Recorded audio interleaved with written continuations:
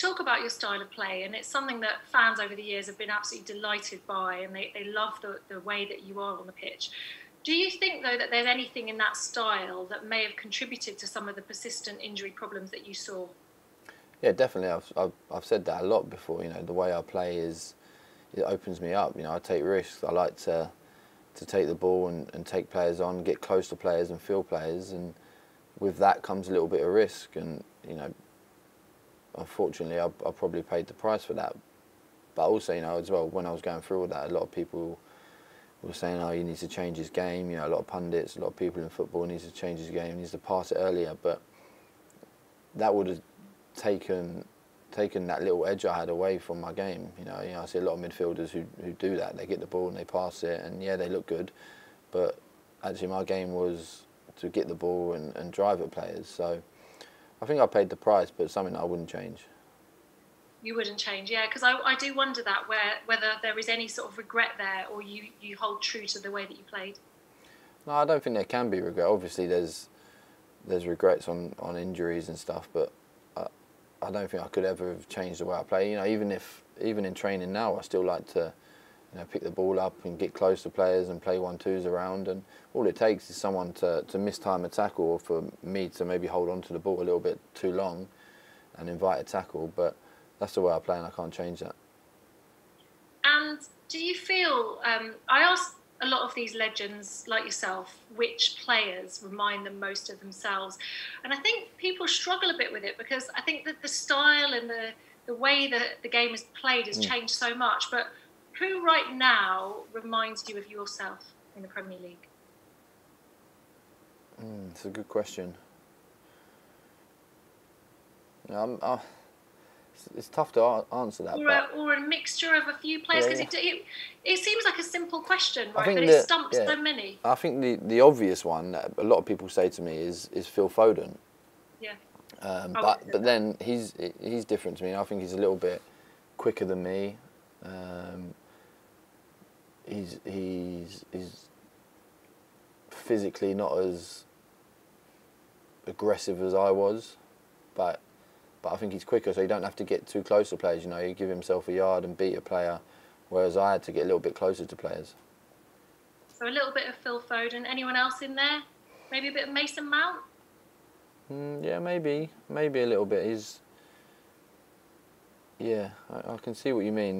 He's a little bit different in terms of, I feel like he's more of a player who's going to pass rather than dribble.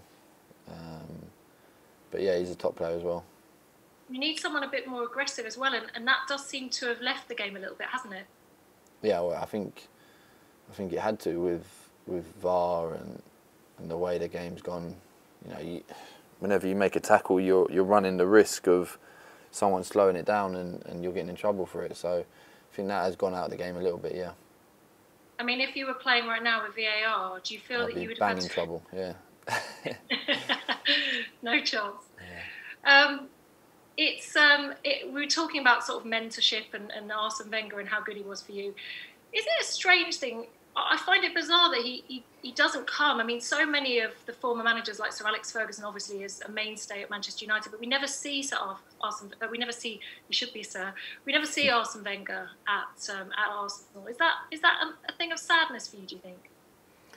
Yeah, I think it's a bit sad, but I also think in time you probably will see him. You know, I'm sure that, like anyone who leaves a job, he's still a little bit upset with the way things went. But like anything, time heals, and yeah, I'd like to see him. You know, I still in the training ground. You know, you walk in, there's a big picture of him on the wall, so his legacy still lives on, and everyone remembers him and everyone knows him. You know, when you think of Arsenal, you think of Arsene Wenger. So yeah, hopefully one day we'll see him back.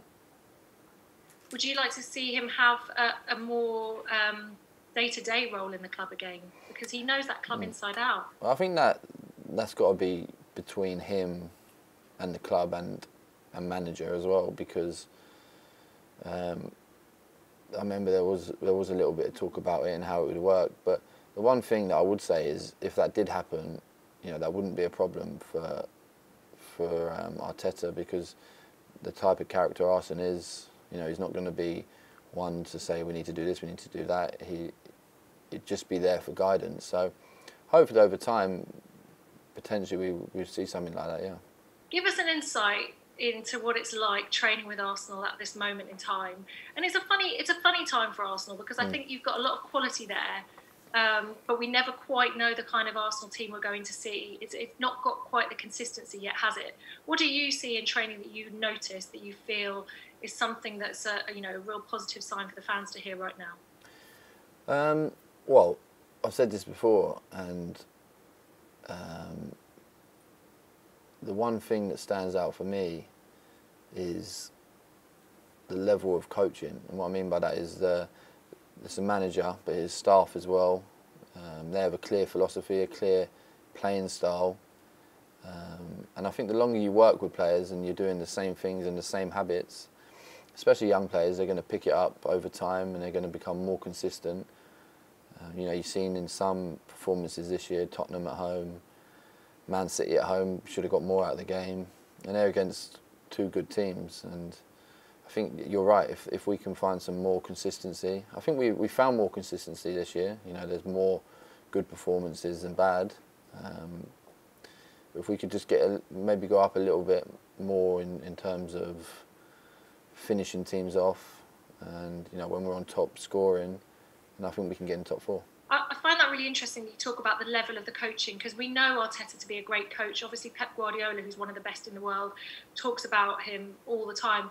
But then a lot of people are saying, maybe he doesn't have the right personnel to do that style of playing. Do you think that's a load of rubbish? Do you think that if you keep working, as you say, if you keep going, you can get those players to do what he wants them to do? 100%, because when I think of the type of football the manager wants to play, he wants to play possession-based football, but with a purpose and with a team that press high and are aggressive and win the ball back high. And I look around that team and you've got technical players, but also dynamic players who can run, who can get around the pitch. So I think the style of play and the play they've recruited, but don't forget, Arteta's brought in a few players that he wanted as well, and so these are players who he believes can press, can keep the ball and play the way he wants to play. So I think over time, I think even now you're starting to see it. I've mentioned this before in previous interviews, a team that has Arteta's stamp on it in terms of in possession, out possession, but they just need more time to find that consistency and compete at the highest level. I want to talk about leadership, because you were well known for a great style of leadership yourself on the pitch, and we've seen Arsenal suffering a little bit with disciplinary problems, and there's been so much hurled at Arsenal in terms of the fact that they lack leadership. Is there something that you've been able to do while you've been there to kind of raise that level, I suppose? Because it's been something that we've been talking about for quite some seasons now. You know what, people used to talk about that when I was there as well, so I don't think that goes away. And I think where that comes from is when you think about Arsenal, and when I think about Arsenal growing up, you think of the likes of Vieira, Tony Adams, Thierry Henry, like these big sort of personalities and characters in the dressing room. And I still feel there is a place for that in football, but football's changed a little bit as well. Like there's different types of leaders, and people will say what they want about Granit Xhaka, but me, first of all, playing with him, but being back and seeing him around the place, people look up to him, people will follow him, and yes, he'll make the odd mistake, but he holds his hands up. He's a leader, he's a natural leader. And then you've got someone like Lacazette, who's a different type of leader. He leads in the way, he conducts himself, his behaviours around the training ground. So there are leaders in the group, it's just different types of leaders. And, I think it's difficult because everyone always says that when they talk about Arsenal, but being there and being around it, I can still see there are some leaders there. Yeah, it must be tedious, I know. I spoke to Tony Adams about it, and he said it was very different. As you say, he said kind of everyone was a bit scared of each other then, whereas now there's a bit different. more of a it's different. Football's changed in that sense. Where, listen, if there is a character and a person like that, and I would say, Rob Holding's sort of similar. I'm not saying he's Tony Adams, but he's sort of a similar way he leads. He's aggressive in training. He's vocal. He demands out of people. But yeah, like you said, back in them days of football, people were scared of each other, and I'm not saying that that was a bad thing, but it's definitely changed. Yeah. I think we're almost out of time. I'd love to hear from you because you've been obviously training with them a lot. Ones to watch, but not the obvious ones. I mean, we've obviously seen a few players break through at Arsenal. We know that they do well to kind of take young players and bring them through. Is there anyone that perhaps we might not know about behind the scenes? I know it's always hard to put, one particular player on a pedestal, but perhaps you can give us a little overview. Yeah, I mean, I don't want to tell you about a player who I think is really good and then put pressure on him and it doesn't work out for him. But there's a few in the academy. I think if fans are listening to this out there, they'll watch the under-23s. They'll obviously know about Charlie Patino, who got his chance. But then there's other players out there. There's a boy called Salah who's coming through, who's really good. There's a lot of players in that group that are technically very, very good. And to play for Arsenal, you have to be technically very good. But we'll see over the next sort of 6 months to a year if they can make that step. There's a good chance now with the way the world is with COVID. Players are dropping out. They're missing 10 days here and there, and younger players are getting the opportunity to at least train with the first team, and that's where it starts. You get the opportunity to train. You impress, all of a sudden you're on the bench, and then you might come on. If the team are winning 3 or 4-0, you're coming on and you've got a chance to show everyone what you can do.